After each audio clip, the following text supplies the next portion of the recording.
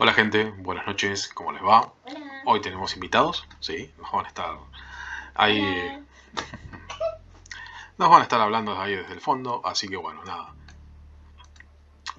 Hola gente, buenas noches, ¿cómo les va? ¿Todo en orden? Bien, hoy les comento que vamos a tener invitados y nos van a estar escuchando ahí desde la tribuna, ¿sí? Así que lo que tenía planificado para el día de hoy es que arranquemos con la instalación de un router virtual, en este caso es uno de los que utilizamos anteriormente. Si ustedes recuerdan en el capítulo anterior, lo que vimos fue un router Cisco. Así que bueno, lo que vamos a hacer es proceder a realizar una máquina virtual, ¿sí? En este caso usted ya sabe que contamos con nuestro escenario, que es un SXI, donde nosotros virtualizamos todas las pruebas que hacemos, ¿sí? Entonces vamos a crear, en este caso registrar una máquina virtual. Vamos a llamarla Cisco 2, ¿sí? Y vamos a utilizar un sistema operativo Linux y le vamos a dejar un sistema operativo CentOS 7. CentOS 7. Bien. Lo vamos a colocar en nuestro storage compartido, en el NFS de 1 TB. ¿Sí? Bien. Y ahora vamos a agregarle una determinada cantidad de CPUs. En este caso 8, por ejemplo. Vamos a agregarle 8 GB de RAM. ¿Sí? Y vamos a ponerle 40 GB de disco rígido. Lo que sí hay que hacer es agregarle adaptadores físicos. Vamos a ponerle 4, por ejemplo, y lo dejamos acá dentro de nuestra build 83, puede ser cualquiera, ¿sí?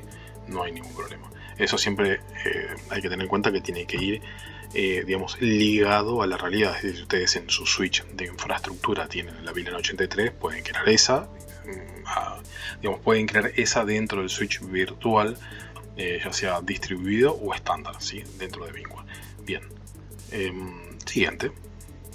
Una vez que está, digamos, en la parte del resumen, lo revisamos para que veamos que esté todo en orden y lo que hacemos es finish. Vamos a tener nuestra máquina virtual y lo que vamos a hacer es abrir la consola, ¿sí? Perdón. Console Launch Remote Console. Lo que vamos a hacer es también iniciarla, ¿sí?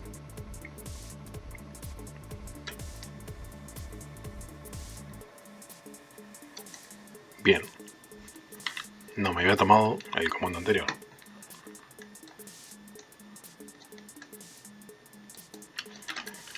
Aguardamos a que termine de iniciar, a que se conecte a la consola y lo que vamos a hacer es montar nuestra imagen ISO, ¿sí?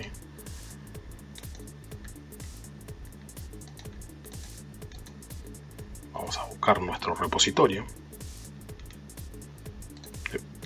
Extraíbles. Conectar con imagen ISO. Decimos que sí. Vamos a agarrar la que dice CSR 1000B, doble clic, apretamos Control Alt Delete, se va a reiniciar la máquina virtual.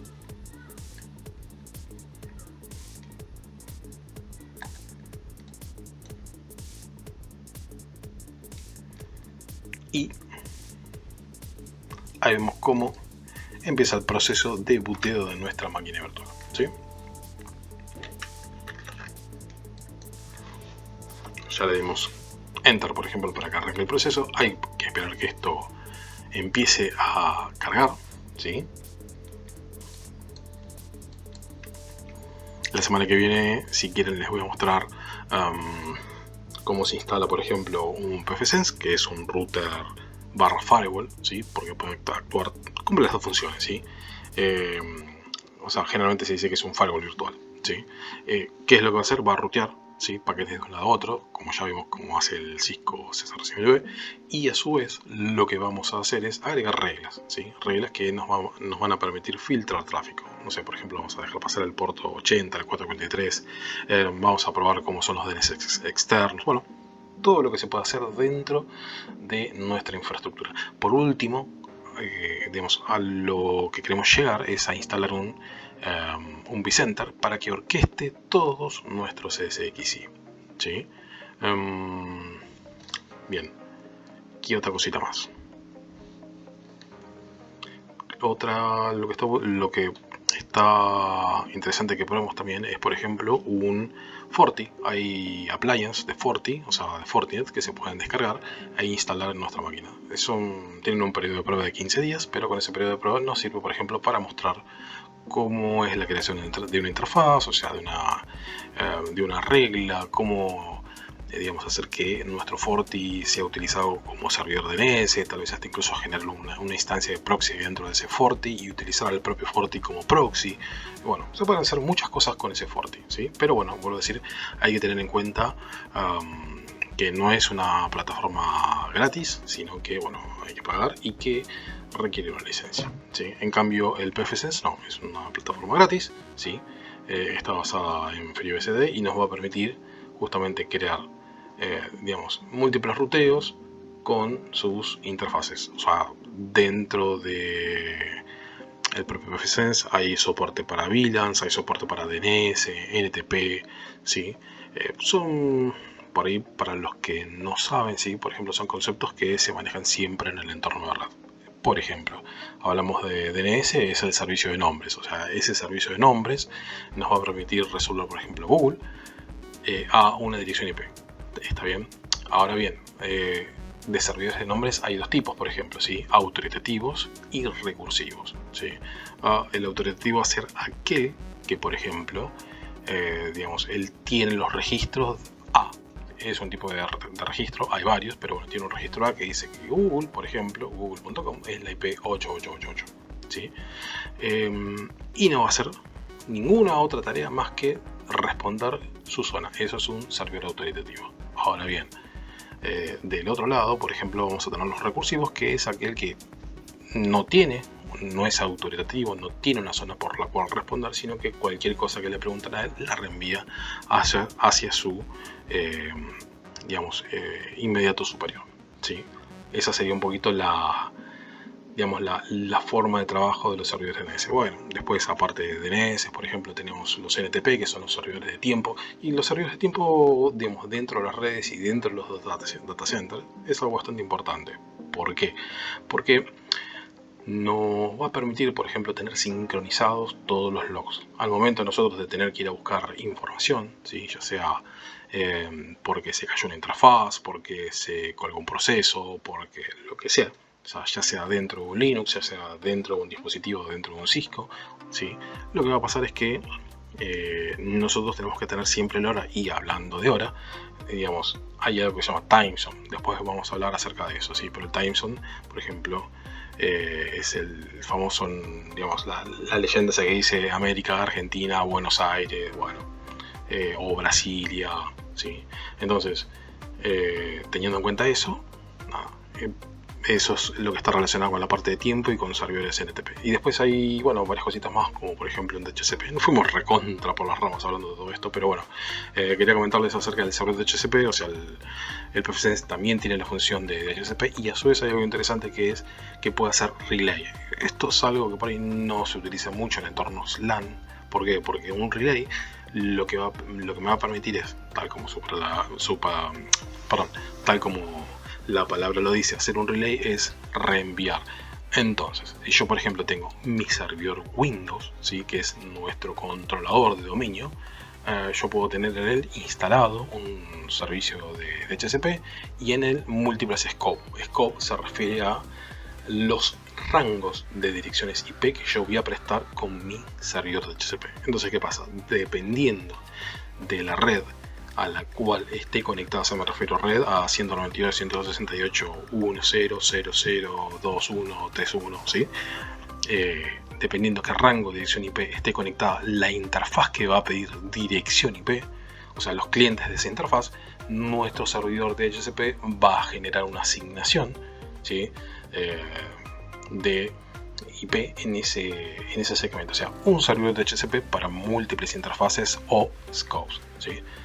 Eso es como para que lo tengan en cuenta, así, y de paso vamos haciendo un poco de tiempo mientras arranca nuestra máquina virtual, nuestro Cisco, ¿sí? Bien, ahí ya vemos que se booteó. Y otra cosita interesante que quiero que revisemos, ¿sí?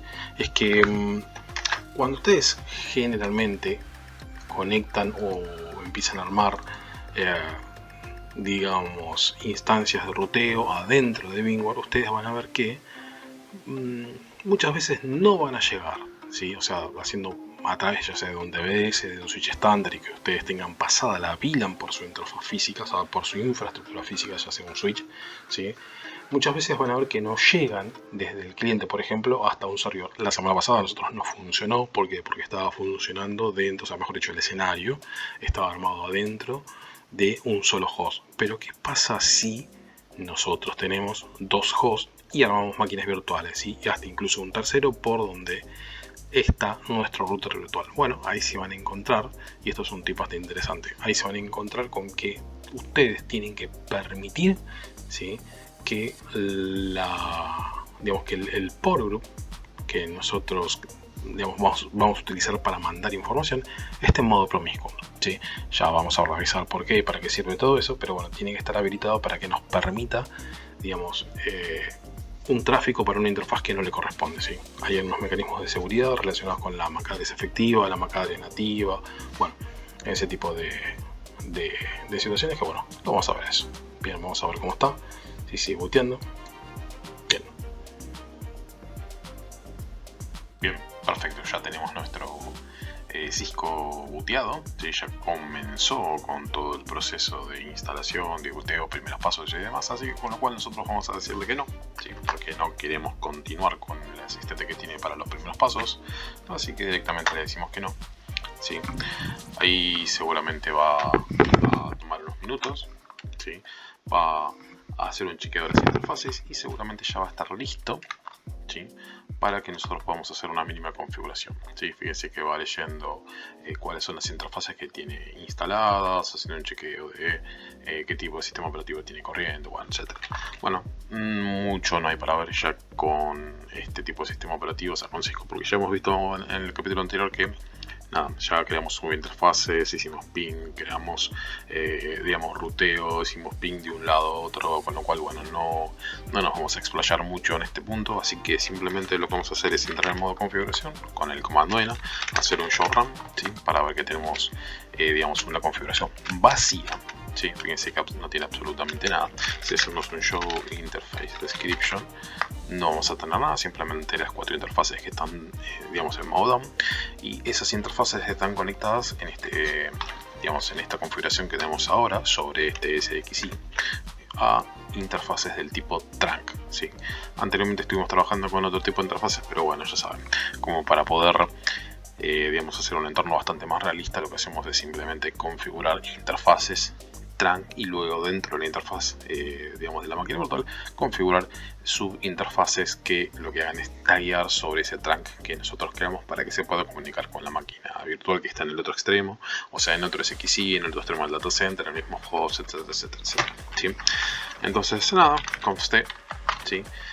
Vamos a hacer, primero vamos a ver qué interfaz teníamos disponible, ¿sí? Vamos a darle Ctrl Z al fondo. Fíjense una cosa, show interface description, entonces vamos a ver que tenemos la Giga 1, 2, 3 y 4, así que conste. Entonces fíjense que de esa forma tenemos la interfaz Gigabit 1.83, que lo que va a hacer es tallar sobre la VLAN 83. Entonces lo que vamos a hacer es encapsulation.1q 83. Recuerden que eso va a hacer que nuestra subinterfaz tague en la VLAN 83, ¿sí? Bien, hecho esto, lo que vamos a hacer es agregar nuestra dirección IP address 10.8.83.254. Vamos a mandarlo al otro lado, ¿sí? 255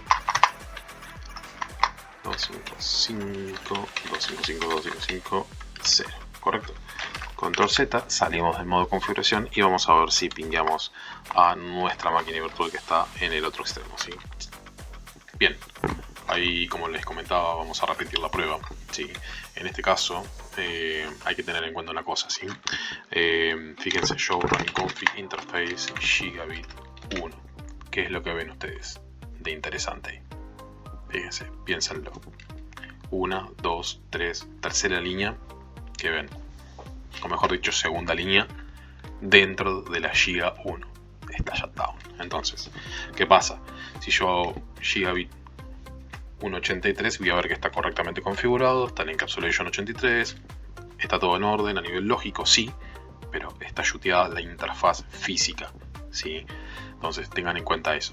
Si yo ahora, por ejemplo, hago un ping a 10.8.83.1, por ejemplo, no voy a llegar a ningún lado, ¿sí? Bueno, justamente porque está chuteada la interfaz. Ok, cancelemos el comando. Y lo que vamos a hacer ahora es proceder a deschootear la Giga 1. Fíjense, conf t interface Gigabit 1. Y vamos a hacer no shutdown, ¿sí? Ahí nos va a decir que tenemos la configuración hecha desde la consola y vamos a ver que está deschooteada la interfaz. Vamos a probar de vuelta el comando, ¿sí? Ping a 10.8.83.1. Perfecto. Y al cliente, perfecto. Entonces, recuerden esto. Deschooteen las interfaces, si no van a tener más de un dolor de cabeza. ¿Sí? Bien, creo que ya vamos llegando al final del capítulo. Así que nada, les voy contando con qué nos vamos a encontrar digamos, en el próximo capítulo, ¿sí? Ahí voy a estar instalando una máquina virtual. Vamos a hacer un servidor Windows, ¿sí? Este servidor Windows nos va a servir, ¿sí?, como servidor DNS y tal vez como Active Directory en un futuro. La idea de esto es que podamos usar como origen de identidades. Eso quiere decir que de ahí vamos a tomar usuarios para que nuestro vCenter, que todavía no lo instalamos porque primero siempre hay que tener la infraestructura lista para tener el vCenter. Eso quiere decir que nuestro Windows nos va a servir, como dijimos, por un lado, de servidor de identidades, o sea, sus usuarios, sus grupos, pero también como servidor de DNS, ¿sí? Y DHCP si fuera necesario. Pero lo que nos interesa ahora es servidor DNS. Eso nos va a dar la capacidad de asignarle nombres, ¿sí?, con su FQDN a cada host, cosa de que el vCenter, cuando empiece a generar clusters, digamos, para aquellos que no saben, ¿sí?, un clúster es un conjunto de hosts, o sea, un conjunto de SX que comparten, digamos, una misma plataforma, un mismo tipo de CPU, que son parecidos en recursos de hardware, ¿sí? O sea, de nuevo, son CPUs similares y capacidades de memorias similares, ¿sí? O sea, siempre se recomienda que sean iguales. Puede llegar a ser que también compartan storage, es decir, que presenten una vSAN, una Virtual SAN al clúster, ¿sí? Otros casos simplemente van a poder usar un storage convencional, donde, bueno, lo van a poder tomar por, digamos, una interfaz iSCSI, o sea, por red, o por ejemplo, los que tenemos acá nosotros son por iSCSI, o lo van a hacer por una placa SAM, ¿sí? O sea, por una storage area network, ¿sí? Entonces, nada, ese es el pequeño adelanto que les damos para el próximo capítulo. Así que, bueno, teniendo todo esto listo, chicos, que tengan buenas noches. Yo soy el Duque y esto es Por las Ramas. Hasta luego.